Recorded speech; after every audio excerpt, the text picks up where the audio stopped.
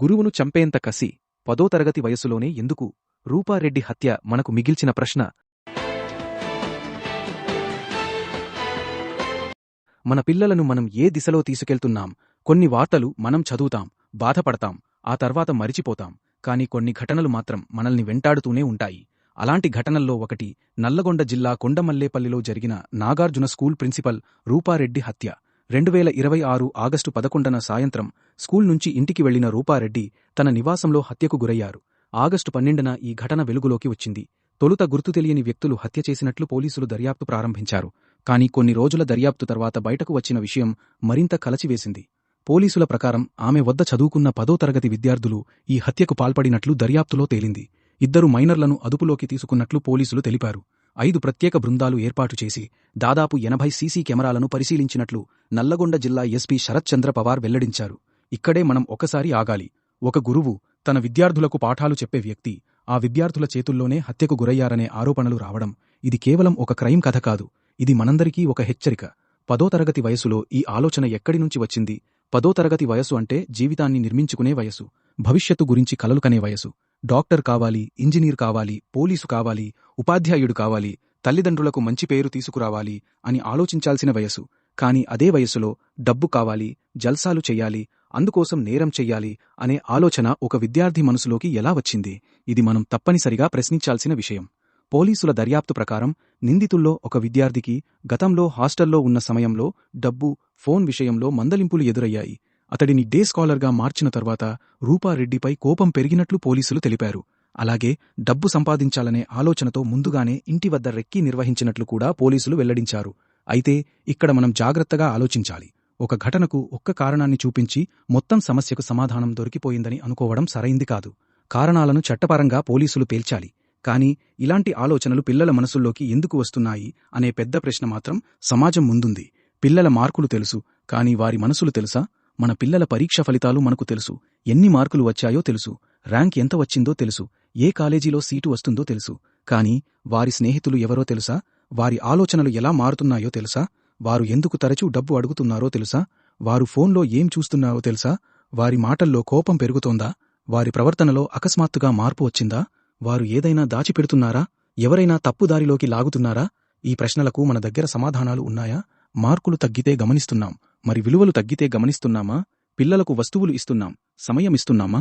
మన పిల్లలకు మంచి విద్య అందించాలి, మంచి బట్టలు ఇవ్వాలి, మంచి ఫోన్ ఇవ్వాలి, మంచి బైక్ కావాలి, మంచి జీవితం కావాలి. ఇవన్నీ ఇవ్వడం తప్పు కాదు. కాని ఒక తండ్రి తన కొడుకుతో నీకేం బాధగా ఉంది అని చివరిసారిగా ఎప్పుడు మాట్లాడాడు? ఒక తల్లి తన కూతురితో నీ స్నేహితులు ఎవరు అని ప్రేమగా ఎప్పుడు అడిగింది? పిల్లలు సమస్య చెప్పినప్పుడు వెంటనే మందలిస్తున్నామా, లేక ముందుగా వింటున్నామా? పిల్లలకు డబ్బు ఇవ్వడం కంటే వారి మాట వినడానికి సమయం ఇవ్వడం ముఖ్యం. పాఠశాల అంటే మార్కుల ఫ్యాక్టరీ కాదు. పాఠశాల బాధ్యత కూడా ఎంతో కీలకం. పాఠశాల అంటే పాఠ్యపుస్తకాలు, పరీక్షలు, మార్కులు మాత్రమే కాదు. అది ఒక పిల్లవాడి వ్యక్తిత్వాన్ని తీర్చిదిద్దే స్థలం. ఒక విద్యార్థి ప్రవర్తనలో అకస్మాత్తుగా మార్పు వస్తే, అతని స్నేహాలు మారితే, అనవసరంగా డబ్బు ఖర్చు చేస్తే, కోపం, అసహనం పెరిగితే, మత్తు పదార్థాల వైపు ఆకర్షణ కనిపిస్తే, పాఠశాల యాజమాన్యం, ఉపాధ్యాయులు దాన్ని కేవలం క్రమశిక్షణ సమస్యగా కాకుండా ఒక హెచ్చరికగా చూడాలి. అవసరమైతే తల్లిదండ్రులతో మాట్లాడాలి, అవసరమైతే కౌన్సిలింగ్ ఇవ్వాలి. ఎందుకంటే ఒక విద్యార్థిని పరీక్షలో ఫెయిల్ కాకుండా కాపాడటం కంటే అతను జీవితంలో తప్పుదారిలోకి వెళ్లకుండా కాపాడటం చాలా ముఖ్యం. సోషల్ మీడియా మన పిల్లల రెండో పాఠశాల. ఈ రోజు పిల్లలు పాఠశాలలో మాత్రమే నేర్చుకోవడం లేదు, వారి చేతిలో ఉన్న ఫోన్ కూడా ఒక పాఠశాలే. అక్కడ మంచి జ్ఞానం ఉంది.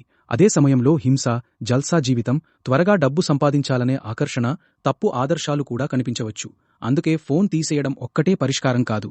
ఫోన్ను ఎలా ఉపయోగించాలో నేర్పాలి.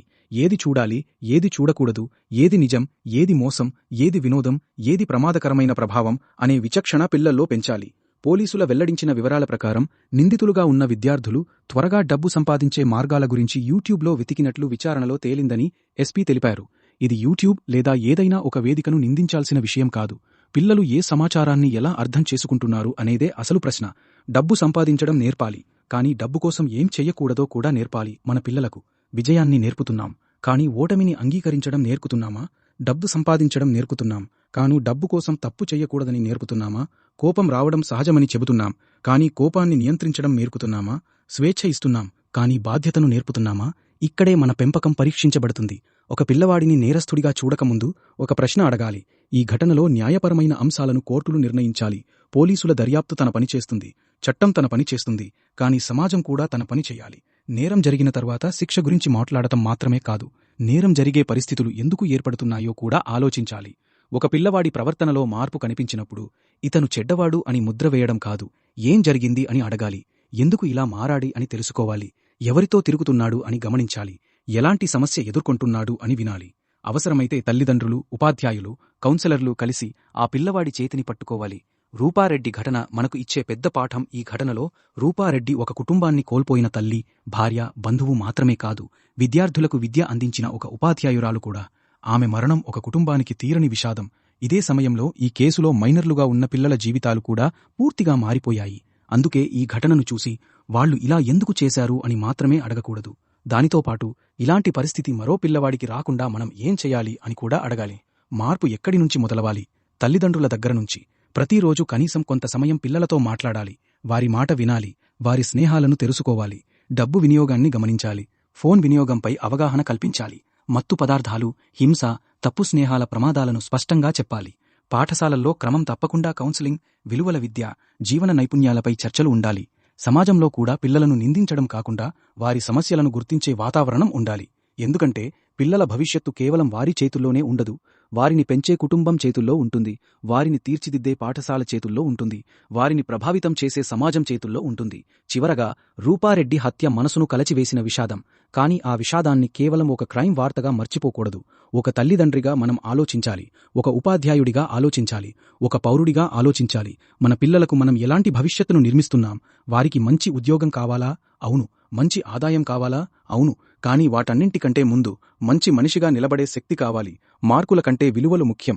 డబ్బు కంటే మనిషితనం ముఖ్యం. విజయం కంటే వ్యక్తిత్వం ముఖ్యం. పిల్లలను కేవలం చదివించడం కాదు, వారిని అర్థం చేసుకోవాలి, వారితో మాట్లాడాలి, వారిని నడిపించాలి, అవసరమైనప్పుడు వారి చేతిని పట్టుకోవాలి. ఒక పిల్లవాడు తప్పుదారిలోకి వెళ్లే ముందు మనం అతని చేతిని పట్టుకుంటే ఒక కుటుంబం కాపాడబడుతుంది, ఒక భవిష్యత్తు కాపాడబడుతుంది, ఒక సమాజం కాపాడబడుతుంది. మన పిల్లలను కాపాడటం అంటే మన భవిష్యత్తును కాపాడటమే. ఈ వీడియో మీకు నచ్చితే లైక్ చేయండి. సమాజంలో ప్రతి ఒక్కరూ ఆలోచించాల్సిన అంశం అని మీకు అనిపిస్తే షేర్ చేయండి. మీ అభిప్రాయం ఏమిటో తప్పనిసరిగా కామెంట్ చేయండి. ఇలాంటి సామాజిక అంశాలపై మరిన్ని ఆలోచింపజేసే వీడియోల కోసం మా ఛానల్ను సబ్స్క్రైబ్ చేసుకోవాలని మనస్ఫూర్తిగా విజ్ఞప్తి. ధన్యవాదాలు.